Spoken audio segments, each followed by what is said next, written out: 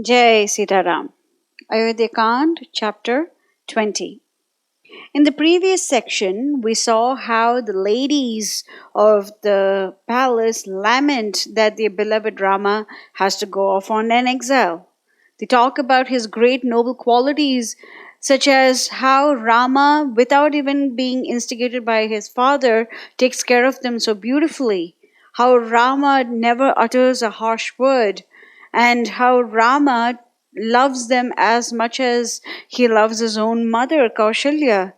Surely Dasaratha has lost his senses, and the aged king, when he listens to such lamentations, he faints exactly where he is sitting. Rama is hurt that he is the cause of so much of grief to his mothers and to his father, and he exits the palace. He goes towards his mother's palace along with Lakshmana, and he sees three different chambers. So, the outer chamber, there is an old warden who is busy greeting him enthusiastically and praising the Lord. The Brahmanas in the second chamber are being saluted by the Lord, and the damsels in the third chamber inform Mother Kaushalya that Lord Rama has arrived. Throughout the night, Kaushalya has been praying to Lord Vishnu to make sure that her son's happiness is secure, and she is clad in white, pristine white garments, which shows Sattvic Gunam, and she is offering oblations to the Lord of Fire. And Rama is seeing how his wonderful mother is lean and emaciated, and yet she has a celestial glow about her. And Kaushalya runs towards Lord Rama because she hasn't seen him in a very long time, just as how a mare runs towards her foal.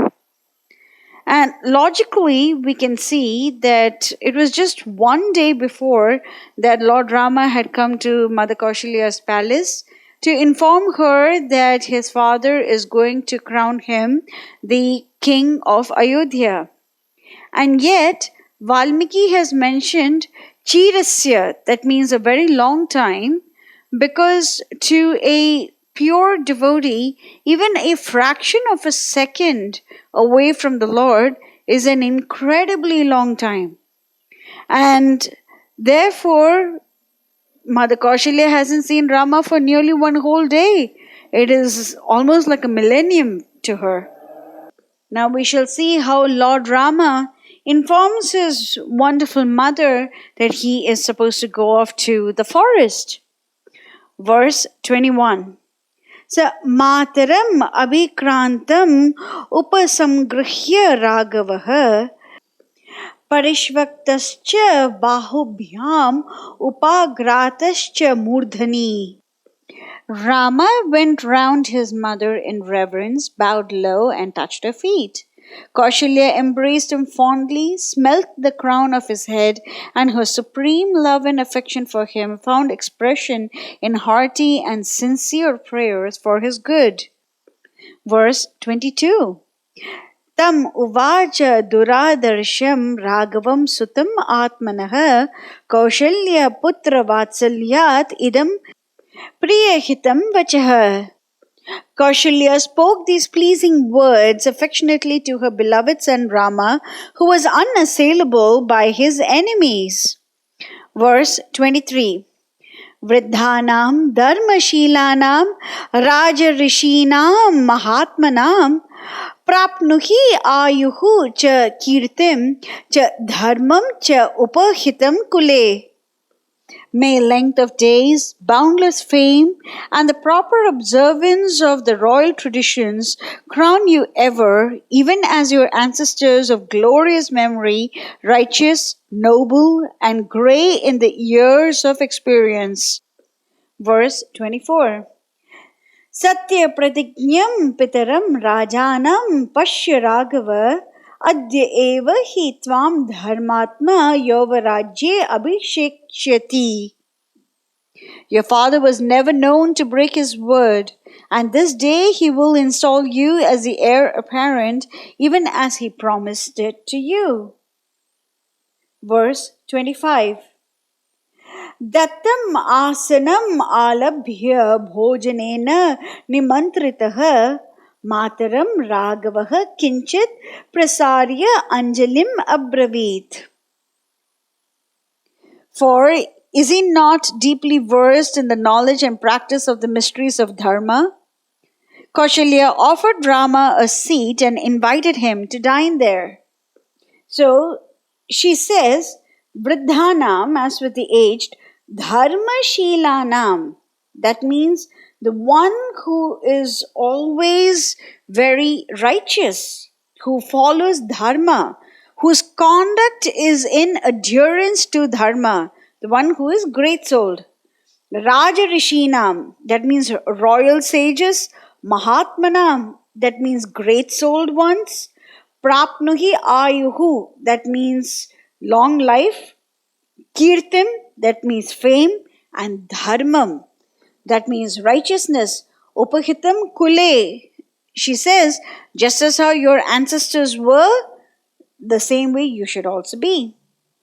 Then she says, Satya pratignyam pitaram rajanam pashya ragavaha adya eva hi tvam dharmatma yovaraje abhishekshyati.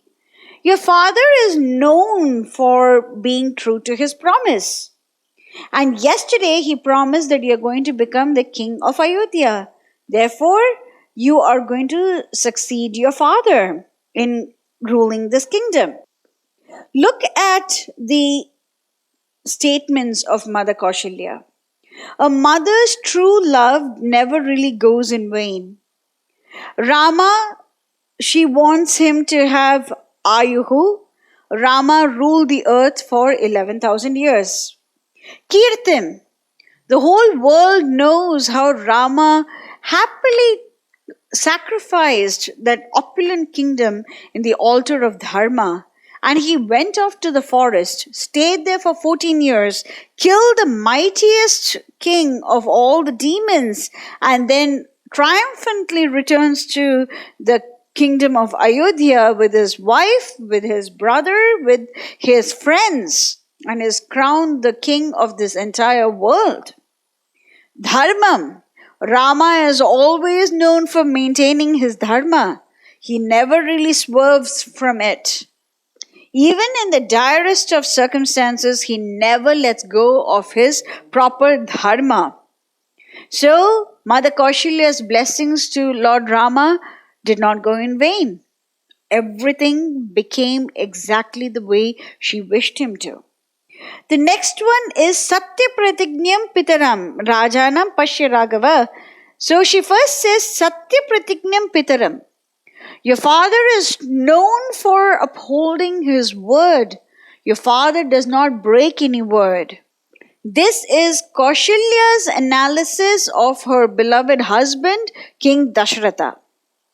So she says that Dasaratha does not break any word. So yesterday, Dasaratha had promised that Rama is going to become the king of the world. He had promised Kaikeyi that he will fulfill the two boons of hers, wherein Bharata is supposed to become the king and Rama is supposed to go off to the forest. And there was one other promise that Dasaratha had given to someone, which he himself had forgotten, but the Lord did not forget. I will not disclose it right now. This particular promise will be disclosed by the Lord in Chitrakuta.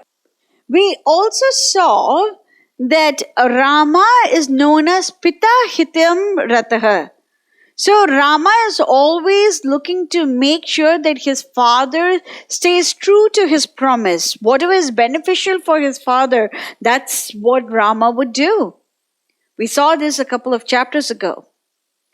And somehow or the other, when Dasaratha was on the crossroads, Rama extricates him from that misery and he promises to fulfill the wishes of Kaikeyi and unburdens Dasaratha. Rama ensures that Dasaratha maintains all his promises.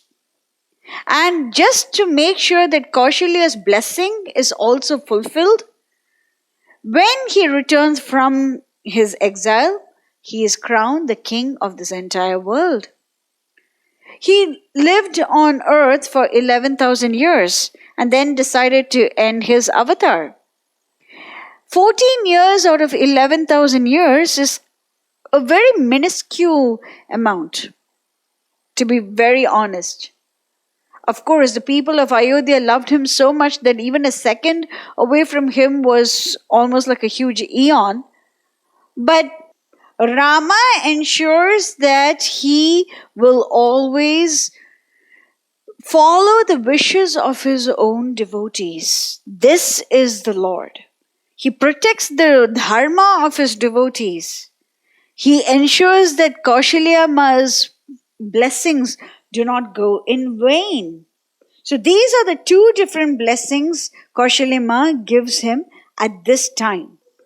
And then Mother Kaushalya asks Rama to have some food, bhojanena.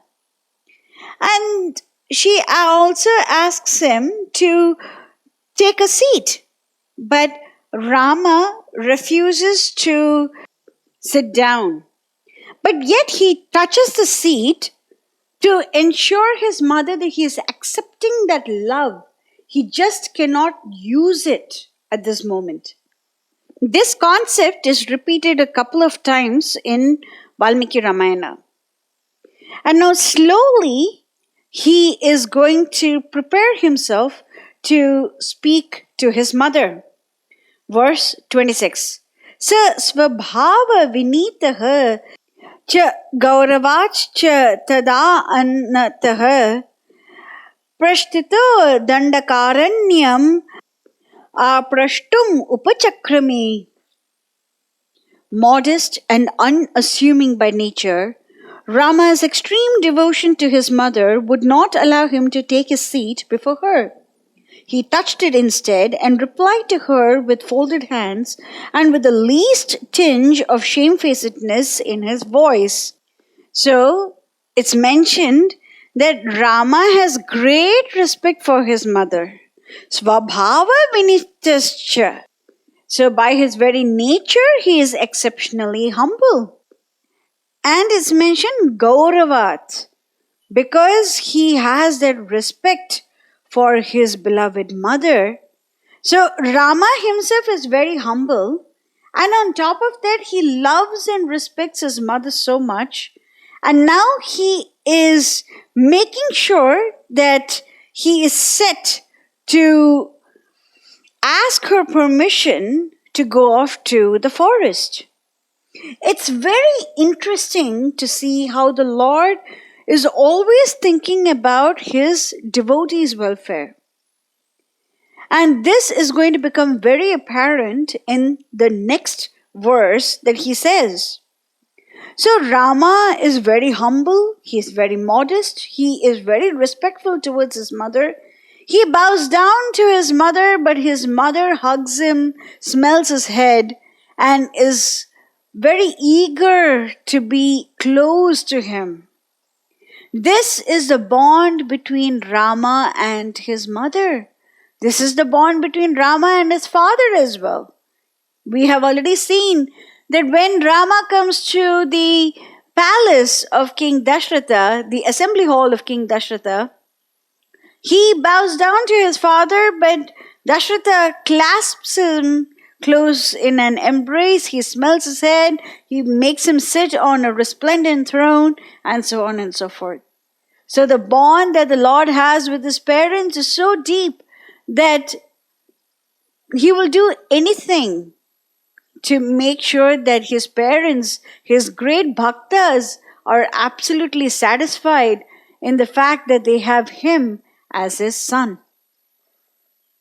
We shall go through Rama's statements in the next section. Jai Sitaram.